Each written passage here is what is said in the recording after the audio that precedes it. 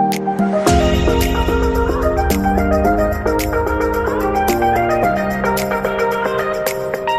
friends, and welcome to today's episode of All Things Bloom. Did you know that there are an estimated 27.6 million victims of human trafficking globally? And Pennsylvania ranks 8th in the United States for reported cases of trafficking victims. Lehigh Valley is a hotspot for human trafficking. And we also want to give you the specific legal definition of human trafficking.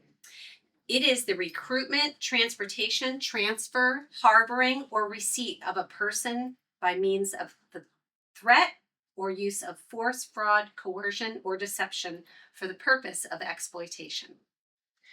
One of our mission statement today for Bloom Beyond Walls is improving safety, wellness in the Lehigh Valley through community education, prevention services, outreach, and advocacy that leads to restoration.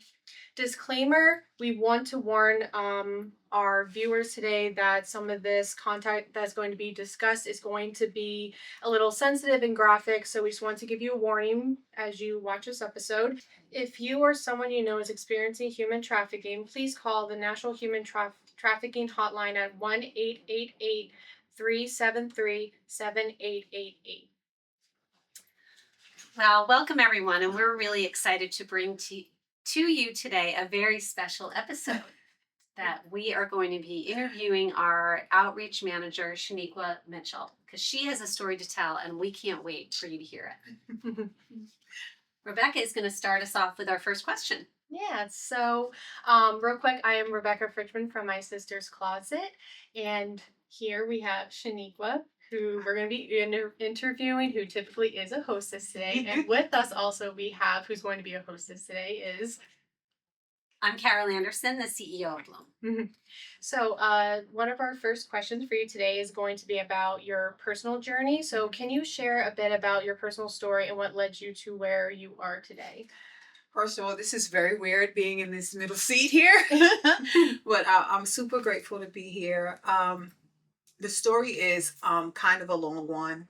I have lived experience. I'm a survivor of human trafficking and sexual exploitation and the foster care system. And my story started when I was 6 years old, experiencing childhood sexual molestation, rape, a mother who was an addict. And so it's so funny to sit here and to be in this work because I have almost lived all of the components that lead up to a person that becomes someone who is trafficked. We know that those who are trafficked or are in prostitution, they have a predisposition for abuse and neglect. So that's kind of how my story started in childhood at 6 years old, my mom being an addict and me being sexually abused by her boyfriend.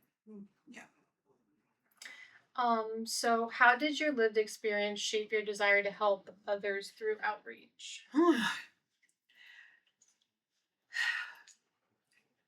I always say it this way. For me, I had to get it the gritty way. And when I say the gritty way, the resources that I get to provide and to partner with through working here at Bloom, I didn't have those things. And so substance use, I had to get through that cold turkey.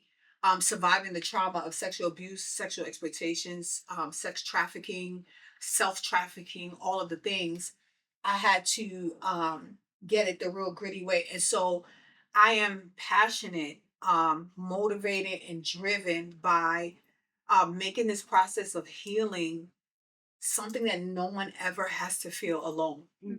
Because for me, it was a lonely thing of trying to figure it out, not having guidance, not having resources, not having anyone to see me for me and be okay with what they see.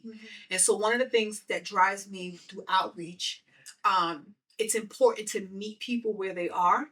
It's important to let people know that you see them and that you are okay with what you see. And I am a woman of faith, and this is a faith-based organization.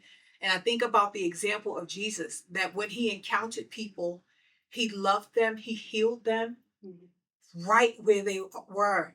And I love that that's what we get to do here at Bloom. So I am motivated by making healing and exiting the life and rebuilding a life as difficult as the least amount with the least amount of difficulty um possible, and with the utmost acceptance and love, and letting a person know that you belong here, and it doesn't matter where you've been or what you did or even why you did it, but there's still a place for you in the world. Outreach is such a delicate thing that I feel entrusted to touch the deep parts and the sensitive parts of people's life. And when you get to touch someone's abuse and their exploitation, you're touching something so delicate and so sensitive. So I'm driven by remembering that I didn't have that, and how essential that is to really help a person live again. Because you can pull someone out and pull them to safety, but helping them live, that requires love, and that requires this radical acceptance. I think that's a term that we use around here a lot. Radical acceptance. Yeah. Wow, that's beautiful, Sheniqua. I'm very sorry that that happened to you, especially in childhood. No child should be mistreated. You know, really, there are people that are supposed to protect children, and I know that that is a pretty powerful motivator for all of us in this work. Is that we, part of the work that we do is prevention, and we'll talk maybe a little bit about that in a little bit. But I think what is maybe, I know you touched on this just a little bit. You talked about what healing has been like. You said it was a very lonely, experience for you, and I know that that has motivated you. But how is your healing, even to this day? Because we're always in the process of healing, right? But how has it evolved over time, and how did that evolution? How does that also impact your work and what you're doing? It's every day learning to love me. I often tell this story. It wasn't until I was 28 years old that I was able to look in a mirror and notice me and say, I like this. I think at the time it was my lips. I was like, girl, you got some nice lips. I said, you got some nice lips. And that seems so silly, right? But for someone whose value had always been in the hands of another, and how someone else perceived them, that was monumental for me. And so when I show up in rooms, most people know I'm glittery, and we're going to have these shoes and these heels and things like that on.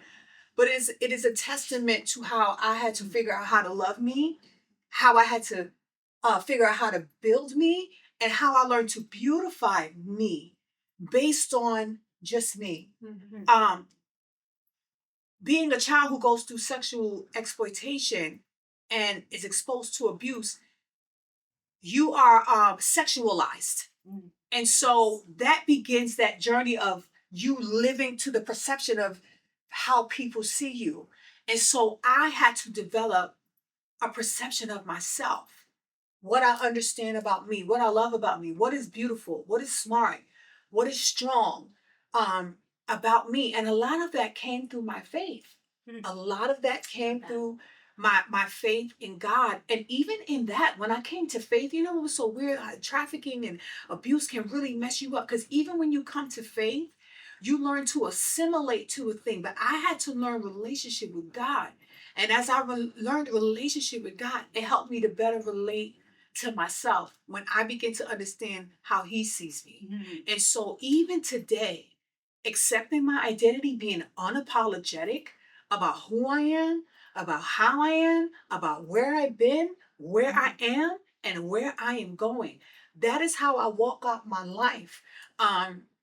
So that the healing journey continues. We never forget where we've been and what we've been through, but you have to wake up and make a decision every day to decide, I'm going to live in the place of overcome. And if I'm not in that place of overcome, I'm going to keep reaching and striving till I get to the place of overcome. And that's where I feel like I am in this work. And so I feel like what I'm able to give in this work is to be an example that you can live in the place of overcome. You can thrive in the place of overcome. I was a victim, but I went from victim to survivor to overcomer. Yeah. And so when I go into the jail, when I go into the laundry, when I go and speak to community partners and pastors, that is the idea, that we want to get people from victimhood to get them to the place of overcome. Because when you get to the place of overcome, now the challenge and the motivation is to pay it forward and to sow that seed into someone else. And so that is kind of what fuels my work and makes me so passionate. Oftentimes, I'll get into a conversation. It could be with our finance manager, or it could be with boss lady here or around the lunch table, and I go real deep because I realized that I didn't have to escape. I didn't have to come out. So many don't make it. And if they do make it, some come out with AIDS, HIV, they're not in their right mind, they're maimed, it's difficulty overcoming the trauma. So because I'm out, I will live loud and I will go hard for this work. And I really live, we have this saying here, not on my watch. I mean that with every fiber of my being. And so that's what I try to pour into our work here at Outreach every day. That is powerful, beautiful, and takes a lot of courage and bravery. And yet, you answered all of those questions I had for healing and transformation. But I think that's just a testament to how deep this is for you. Yeah. Not only have you done, I think, a lot of that hard work of healing, but it's positioned you uniquely to step back into a place where I think trauma, people who've experienced trauma, it can be very hard to revisit those places. Yes. It's not for everyone. Right. We acknowledge that. We're not judging anyone who can't work in that space, but I think it's a beautiful testament to the work you've done of healing to be able to go right back and to walk alongside those who are still in the process. I mean, that's the beauty of outreach is meeting people, even those who are still in the life, and saying, okay, I'm going to meet you here. And when you're ready to take a walk over this bridge to healing, no matter what that looks like for you, because it's a unique experience, I'm going to be right there. And one of the pivotal things that I cannot pass through my healing journey without sharing where Bloom came in. I came into Bloom in 2023, May of 2023, as an intern. And one of the things that really, I have to say, catapulted me, because as I started, I said I did not have a lot of resources. So I got a lot of things the gritty way and I had to tough it out. But the things that I was able to experience in my internship. So while I was serving, I was also walking through some healings and things of that nature. And one of the pivotal things that I remember is us going to the OVA conference. In 2023, and we went to that conference, and I know I was there as an intern, but I had time and space to sit as a survivor. I had time and space to really sit as a survivor and take in what I was never given. And it was almost like it was a thirst there that I didn't know was there, and something that I was not even aware that I still needed. Because see, this is the thing. There's one thing in existing and surviving, and then there's another thing in living. And so in my internship, what I got to do with the ladies and what I got to experience as the ladies were experiencing it, it took me to a place of living. And so literally it catapulted my healing. And I'm glad that that happened before I became a social worker. I'm glad that it happened before I was licensed, because even though I'm a lived experience expert, I don't want to ever transfer my trauma, my experiences onto anyone else. And so I would say, even if you're in this work, and listen, Bloom is an organization where many of us have lived experiences and we are here and we are serving, but we are still survivors of something that are living in the place of overcome. So we have to continue to do the work on ourselves. And I think what happened to me during the time of my internship, I received a lot of healing during my internship here, which I'm forever grateful for. Sometimes we get to a place and you're in survival mode for so long, but I feel like when I came into my internship, I had a second to breathe. Wow, cool. I had a second to breathe in the Bloom. Love that. I had a second to breathe and I had a second to bloom. And so that's pivotal. That is a staple um, in my healing journey as well. I have to say that. Yeah. Thank you. Thank you for sharing that. Yeah. Well, since you crossed over to some of the questions I was going to ask too, one thing I wanted to ask was what are some aspects of outreach that resonate most deeply with you? Ooh. I'm trying to think what aspects don't. I have to say all of them because they're all essential to building bridges. When I go into the jail, I feel like I am fulfilling a mandate and a commandment for my life. That's found in scripture that says, "Go ye into all the world and preach the gospel and make disciples of men." Preach is not behind a pulpit, but it simply means to tell. And so when I go into the jails, it's not just bringing resources to them, but I get to tell them how I overcame, and I get to tell them that they can do it too.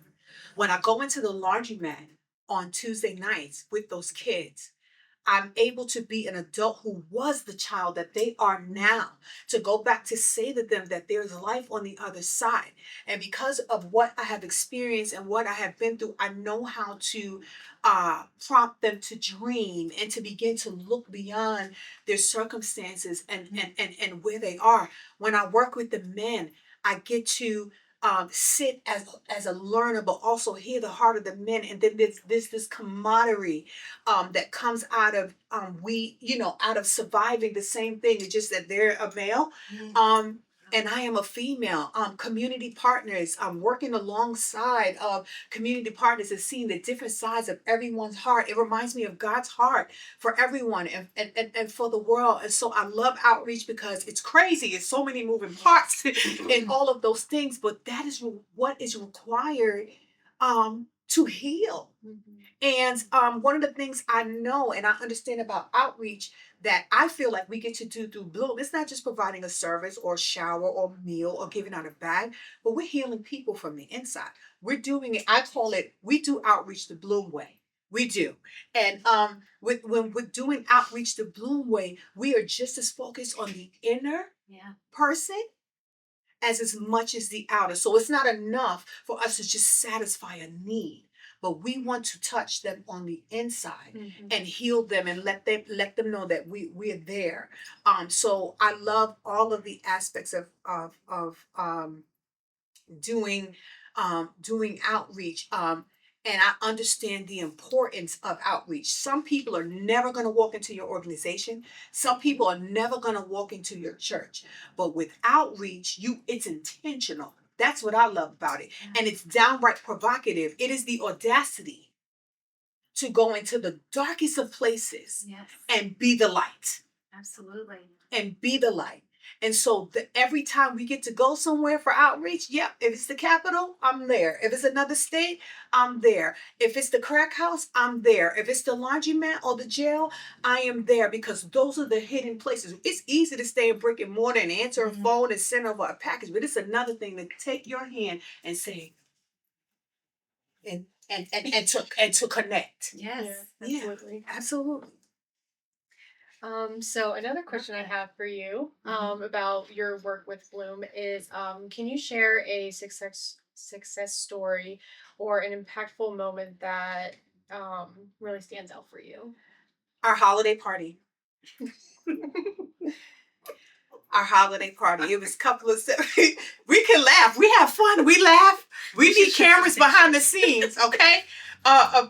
It was number one. It didn't feel like it was just a holiday party for one. It felt like we were in a big house. I told boss lady this, and that's my love name for her. Okay. Becca Boo is my love name for her. And so we were downstairs, and it just felt like that was another healing moment. Because it felt like we were in a big house and it was this big family and it was chaotic. It was kids, people, things going on everywhere. But we were here together. We were doing it together.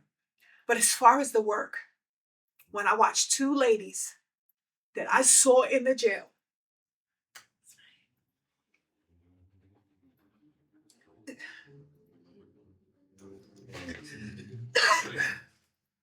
two ladies that were in our Bloom on the Inside program. I watched them see each other after being in captivity. And I saw their interaction and freedom. Wow. And it just blessed my heart for them that they were able to embrace in freedom and that they were able to see each other in another way. And I know these ladies' trauma and what they have been through and the work that they started in the jail. So while all the chaos and the craziness was going on at the party, it was this beautiful, amazing miracle. I sat down next to Boss Lady. I said, look. Yeah. Look at them. And they embraced.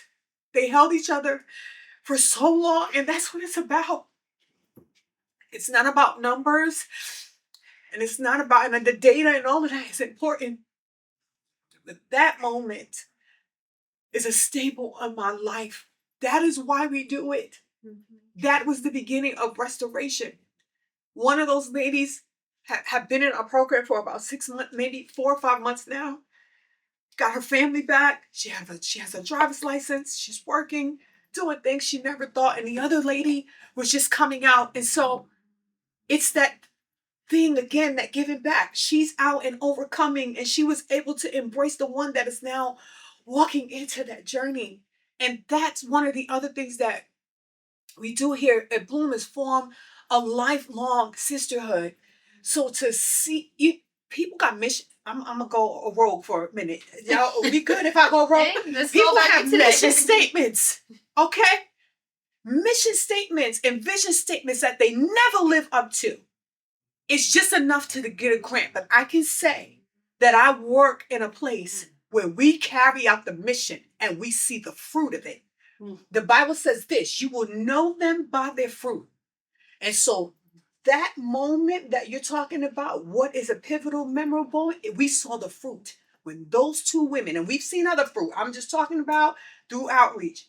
But when we saw those two ladies stand there, just was in jail, never thought that they were going to come home or didn't have a home plan. They had no vision to now coming into a family. Yeah. Thank you for sharing. It's really beautiful. It's beautiful. Wow. Good stuff. Good stuff. I'm getting emotional. Is totally. It's fine. I know I'm a crybaby. They already got the position right here. They knew. That's okay. Okay. So my next question is about advocacy and even awareness, Okay. Which is a big part of the role you took on when we expanded our services to doing this. So what is one of the misconceptions that you think society has about survivors of sexual exploitation? One of the biggest things that I've noticed in outreach that kind of grinds my gears a little bit, that people have this approach that they should just take what they could get. They don't put any real empathy or compassion into what the individual needs, because yes, sex trafficking and sexual exploitation is a whole thing, but the individual experience is a thing. And so I don't feel like there's enough advocacy in the criminal justice system.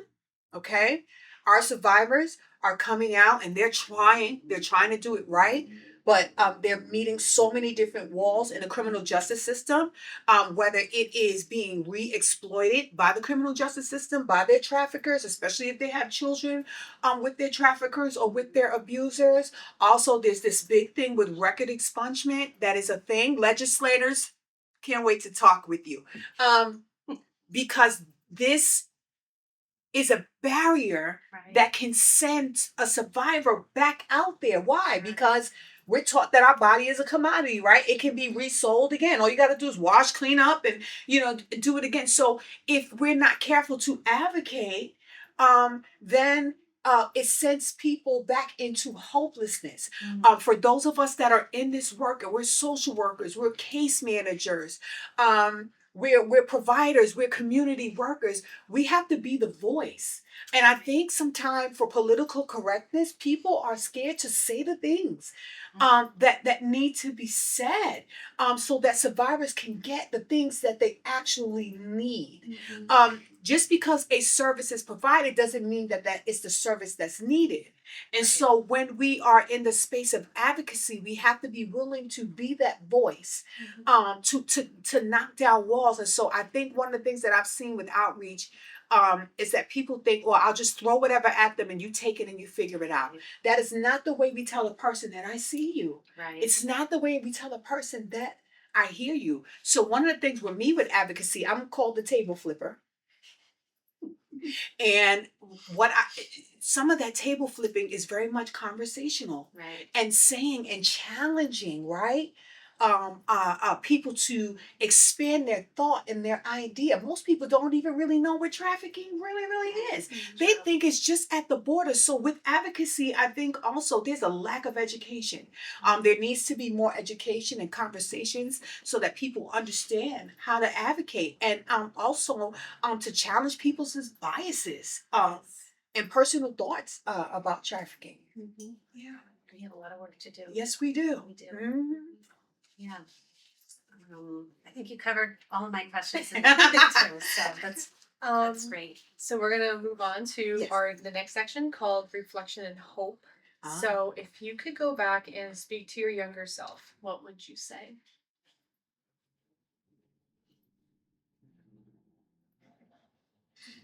Girl, the ride is going to be rough, but just hold on. Hold on. The rough ride does not last always. I can't say, this is difficult to say because I can't say, I don't know, on the one side of me, you want to say, if I could go back, of course, right? Who would want to change being raped, molested, abused, physically abused, domestically abused, running from traffickers, all of those things. But if I didn't experience that wild ride, I couldn't be here. I could not do what I do. I'm going to take this for a second. So, Carol, do this. Hand me the paper. So on day one, when she handed me the paper in our interview, I looked at the job description, and I said, God took my heart and He put it on paper. I remember that. You remember that? Yeah, I do. He put my lived experience. He put my desire to fight. And He put hope on the paper. And almost like a roadmap for, this is how you're going to go back through. This is how the little girl now finds her voice as a woman. And so I can't say anything other than I would tell that little girl the ride is going to be wild. But hold on. Hold on. Yeah. So I think one of our final questions closing out for this episode is what message would you like to leave with listeners who may be struggling and seeking ways to make a difference? If you're struggling and you are a survivor, there's hope here. There's light beyond the darkness for where you are. And it is not God's will that you would live in this place of darkness. He said, I came that you would have light and that you would have it more abundantly. So if you are watching this and you are being sexually exploited, if you're watching this and you are being trafficked, this is not what you were created to be or how you were created to be. Get in contact with us, 48268-8581. If you are someone who has survived and you have overcome and you are ready to get back, reach out. Let's partner. Let's talk. Let's see how your pain can become purposeful. Because when I look at my life, I don't complain and I don't lick my wounds. I am in the space now, living in the place of overcome, where every bit of pain, I can see the purpose for it. There was a purpose for what you endured and what you survived. And so don't sit on your gifts. Don't sit, the very thing that you think was the worst thing about you, the lowest thing you think you did, it set you up to be someone else's miracle. It sets you up to be someone else's voice, to follow on the web. It sets you up to be a bridge. It sets you up to be the outreach for someone. And so if you're struggling and you want to make a difference, reach out. Hit us up on our website, www.bloomforwomen.org. Reach out, call our offices, and let's talk about how you can give back. You can pay it forward. And listen, if you're struggling and you need assistance with counseling, if you need assistance with resources, let's do it. It's never too late. I don't care when you came out of your trafficking. It is, or your exploitation. It is never too late. I'm sure. It is never too late. And what I love about our agency, if I could say this in closing, I love the fact that it's not necessary that you had to have this trafficking or sexual exploitation right now. But if you have a history for it, we can't erase people's history, but we can help go back and heal. And what we're doing here, this work, it's generational. So what you do and what we do here, it is for your children, their children, and their children, and for our community. And what we do in the community hits cities, and what we do in cities hit countries, and what we do in countries hits nations, and what we do in nations impacts the world. And that's all I have to say about that. Thank you. It has been a great conversation. Yeah. This was really beautiful. I just want to Thank thank you you. so Thank you much. for your passion, your energy. It has a ripple effect. Thank you And so I think we're much. seeing that already, and we have more to do. Yes, we We're do. looking And forward to doing that. I am grateful just to be here. I'm grateful for the work. I'm grateful for you as a CEO and us having a actual survivor led community where we get to have a voice at the table, where we get to sit in decision makers as decision makers, and for the opportunities that we are afforded here to really touch lives. I love that what we have is not a facade and it's not a website, but it's real. And one of the things that, as a survivor, one of the things that impacts us is usually brokenness, dysfunction, and things like that in families. But I love that my workplace is not a workplace; it's an actual family. And I love that we get to bring people into that. Yeah. Some people will never know it. Like I never come to work. Mm-hmm. You come to work? Well, maybe You come to work sometimes, sometimes? but You come to work? Rarely. Production. You come to work? No. Yeah. So It is. like we never come to work, and I'm just so grateful to God for Bloom. I swear.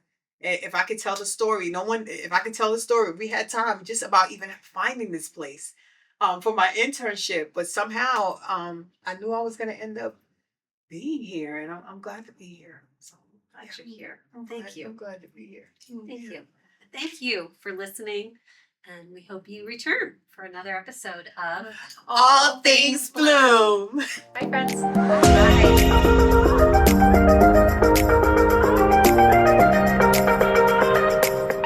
Hey friends, just want to remind you that our Sunshine and Arise Bloom community group for men and boys is going to begin having groups on Monday, November 18th from 3:30 to 4:30. The venue is Change on Hamilton, located at 927 Hamilton Street in the city of Allentown. Hope to see you there. Send your men. Bye.